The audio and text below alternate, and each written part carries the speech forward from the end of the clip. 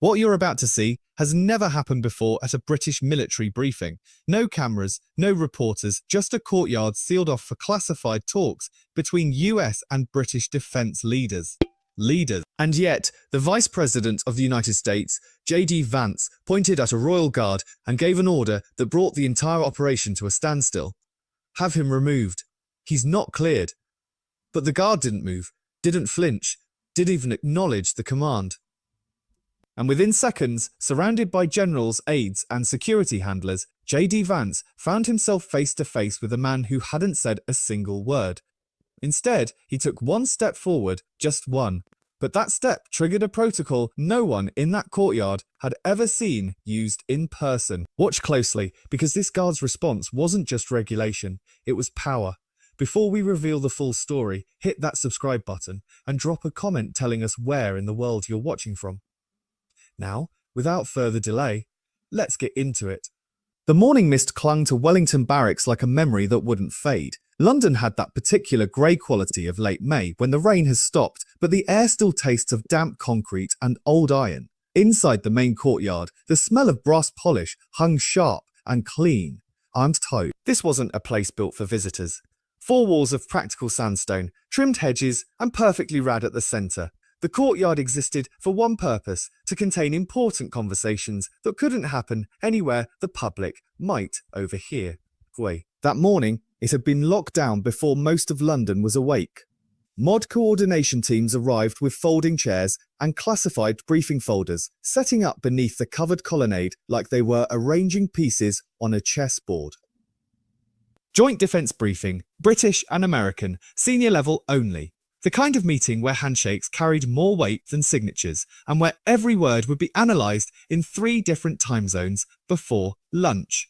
Only 2 Royal Guards were posted that day, one at the eastern gate, barely visible from the courtyard proper. The other stood beneath the stone arch on the west side, positioned not for ceremony, but for something harder to define, presence, the kind that reminded everyone, even in a place like this, that some things endured longer than political appointments.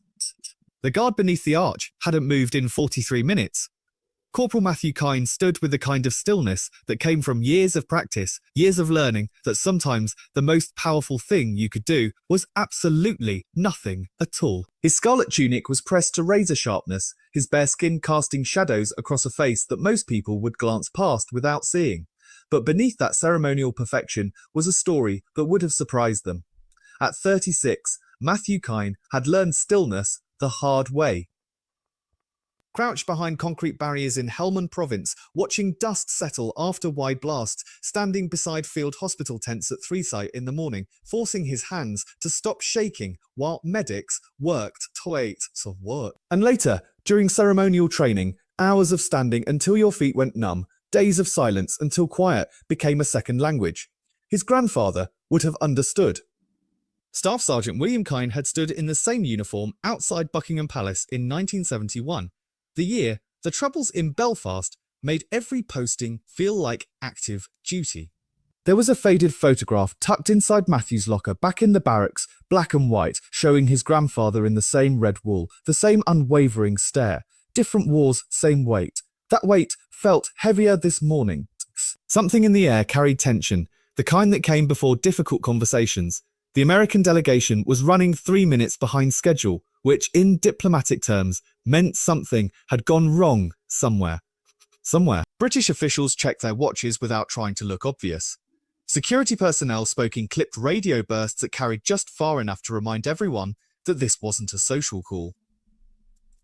Matthew's eyes remained fixed ahead, but his peripheral vision caught everything. The nervous energy of junior aides, the way certain officials kept glancing toward the eastern gate, the subtle positioning of security teams who were trying to look casual while covering every angle. He'd spent 2 tours learning to read rooms like this to spot the moment when routine became something else entirely. The convoy arrived at precisely 9:31.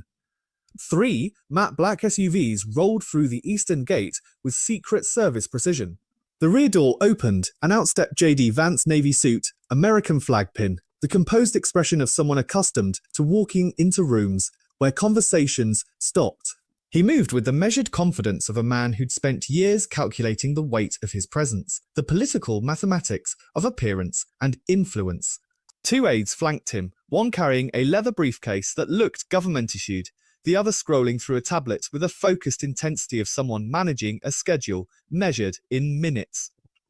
Behind them, Secret Service agents scanned the courtyard with practiced indifference, their eyes moving in patterns that covered every corner, every shadow, every potential concern. Vance didn't pause at the threshold. His stride carried him directly toward the centre of the courtyard, where British officials waited beside a polished lectern that reflected the grey morning light. He nodded once to the general already seated in the front row, the kind of acknowledgement that said he'd done his homework on who mattered in this particular room. Then his gaze swept the space, taking inventory, folding chairs arranged in military precision. The stake, a ceremonial British crest hanging above the mod command station.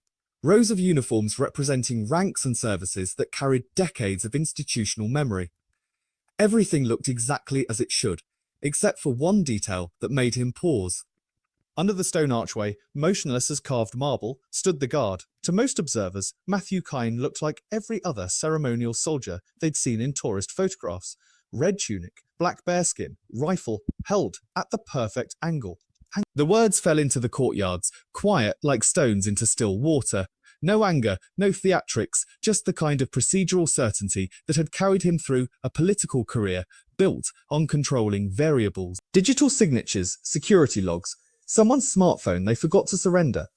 And I'm not explaining to a congressional committee why we allowed unauthorized personnel in ceremonial dress to monitor classified discussions. He gestured toward his aide, a gesture that said the conversation was over. I have not violated protocol, Matthew continued, his voice carrying the flat authority of someone reciting facts rather than opinions. You are currently within 10 feet of an active Ministry of Defense perimeter. The words landed like chess moves. The courtyard remained silent for another heartbeat, then began the slow process of remembering how to breathe. JD Vance exhaled through his nose, a sound that might have been frustrations or might have been something else entirely. Boots planted on ancient stones, representing continuity in a world that seemed to change with every news cycle. The fluorescent lights in the barracks locker room hummed with that particular institutional frequency that made everything feel slightly surreal. One was Corporal Matthew Kaine. This time, not a single diplomat questioned whether they belonged there, because sometimes the most important battles aren't fought with weapons or words or political maneuvering.